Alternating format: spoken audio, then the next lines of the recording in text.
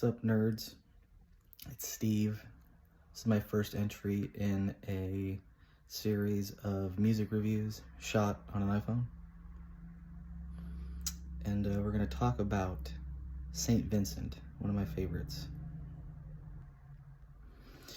So, 2015, pretty hard times on my end. Started college for the second time, but I had a clearer picture of what I wanted to do. So I studied studio recording, and I had a lot of fun. I discovered St. Vincent that year, and I was watching an episode of Austin City Limits, which is on PBS.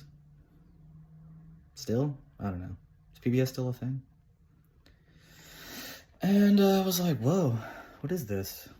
These weird, quirky guitars, her angelic voice, and the simple but infectious drum beats. Like, I was down. But so, towards the end of 2017, she drops Mass Seduction.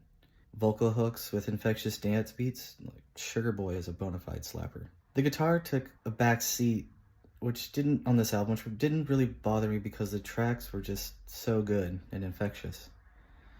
I saw her in San Francisco that year at the Bill Graham Civic Auditorium downtown, and I was kind of disappointed. You know, there wasn't a backing band, it was just her and her weird outfits with her guitar, and it was cool. There wasn't really that many people. Beer was like $13 a tall can. Like, Jesus. But it was a good performance, but I just didn't have that much fun. Little did I realize that this was an indicator of what was to come. Anyways, I sat with that record for a good 3 years and was just fine with it. Along comes 2021. Daddy's Home drops. And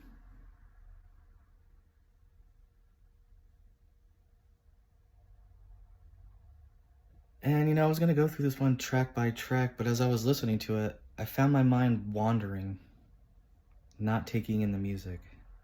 The production is lush and dreamy sometimes, sparse in others, but usually consistent.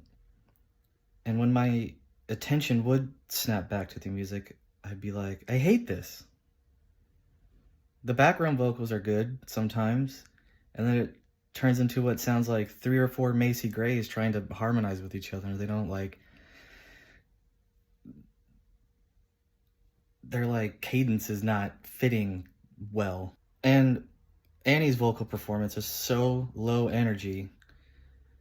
There's no passion or drive behind the main vocal lines. She doesn't sound like she's having any fun, and it's all very hushed while, you know, she's trying her best to be all sassy and sensual.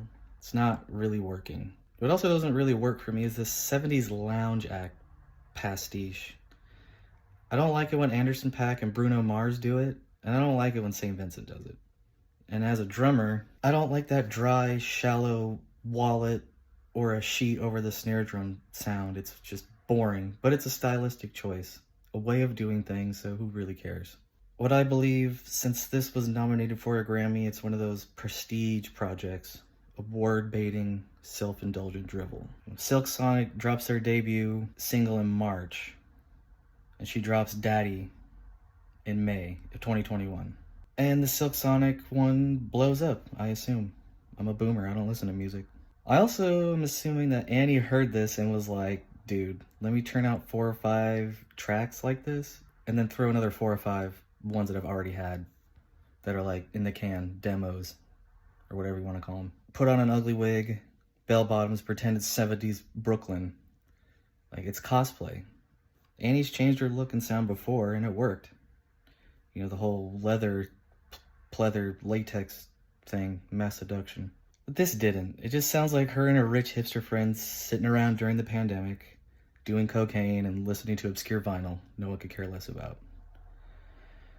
Well, that's my half-assed music review. Very first one. It'll get better. Give it a couple of weeks, I guess.